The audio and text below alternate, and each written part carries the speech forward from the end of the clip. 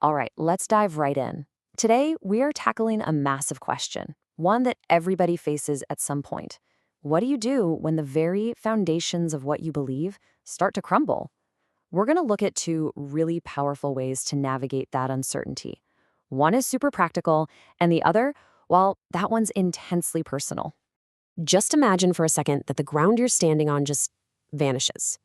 For centuries, a lot of Western thought was built on what felt like solid, unshakable ground. But what happens when you suddenly realize it was never really there to begin with? This one question, right here, throws us smack into the middle of a huge modern philosophical problem. So, for a long, long time, the big idea, pushed by thinkers like Descartes, was something called foundationalism. The whole goal was to build our knowledge like a giant skyscraper. You'd start with a few absolutely certain, unshakable truths at the bottom. And if that foundation was perfect, well, then the whole building would be sound forever. But then, that foundation cracked. Modern philosophy basically looked at that idea and said, nope, we can't actually find any of those perfectly certain starting points. And that left a massive void. I mean, if you can't build on certainty, what in the world do you build on? This is the problem that desperately needed a new answer. So the first major solution to pop up is pragmatism. It's a very American philosophy, and it kind of looks at that crumbling foundation and just says, you know what, forget the foundation, let's just build something that actually works.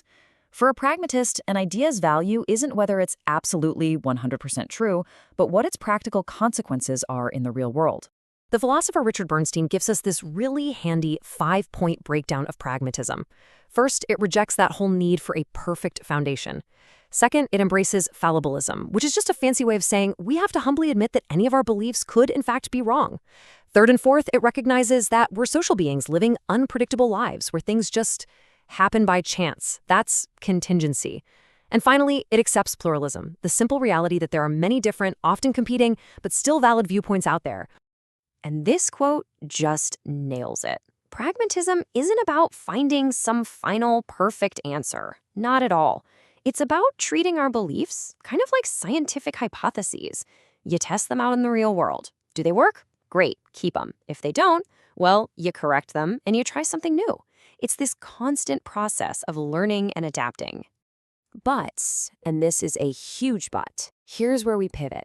Pragmatism is a fantastic toolkit for solving specific, concrete problems. The issue is it kind of hits a wall when it comes to the really big questions, like the meaning of life itself. A purely practical what works approach can feel pretty empty when what you're actually asking is, what's this all for? This really highlights the massive shift in focus. While pragmatism is totally concerned with what's useful on the outside, existentialism turns inward. It's not about how useful an action is. It's about the subjective, personal experience of being alive.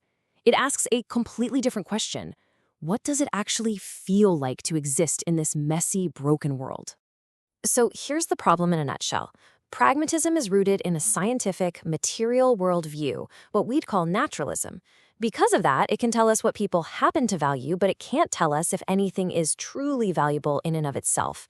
It has nothing to say about intrinsic worth, and that leaves this big, gaping void where our sense of meaning is supposed to be. And this is the question that just sticks with you, right? We aren't just a collection of little problems to be solved one by one.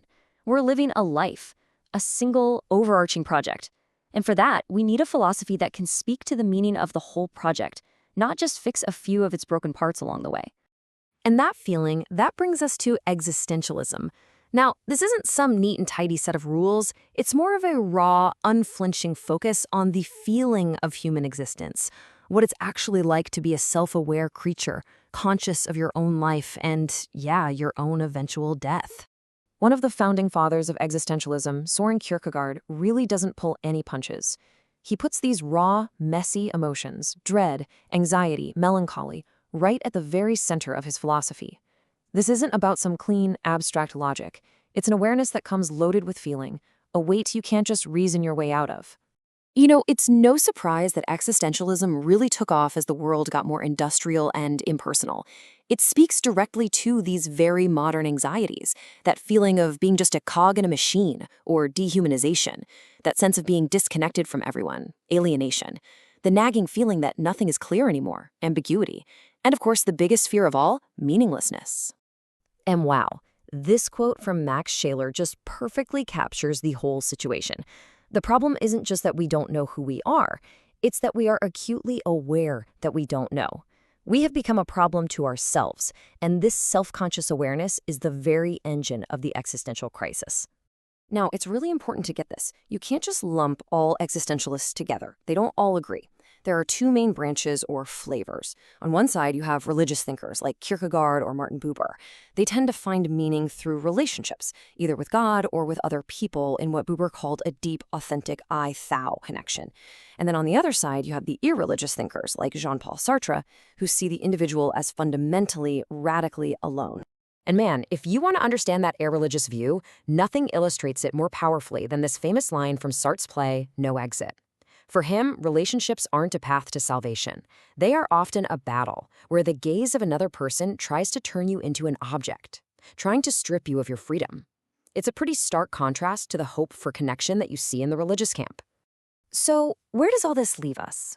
Dread, anxiety, alienation, hell is other people. Sounds pretty depressing, right? Well, not necessarily. Because for the existentialist, this crisis is also a call to action. It's the starting gun for a profound personal mission, the project of creating an authentic self. Okay, here's the core idea. We all start with mere existence. We're just there in the world, like a rock or a table is. But, unlike a rock, we are conscious. And through our choices, through our actions, we create our own essence. We get to define who we are. Think of it like this. A paper knife is designed with a purpose first, and then it's made. For us, humans, it's the exact opposite. We are made first, and then we have to choose our own purpose. You aren't born a hero, you choose to become one. So how do you find truth in this personal project? Kierkegaard gives us incredible, mind-bending definition. He says it's not about logical proof. It's about facing objective uncertainty. That means admitting you can't be 100% sure about the big stuff, but you commit anyway with passionate inwardness. It's not just a belief you hold, it's a choice you make. You choose to live as if something is true, and you pour your entire self into that path. And that leaves us right here with the ultimate question. A question that pragmatism tends to set aside, but that existentialism forces us to confront head-on. If the universe doesn't hand you a prepackaged meaning for your life, that doesn't have to be the end of the story. In fact, it can be the beginning. The real question is, in a world with no built-in meaning, what meaning will you create?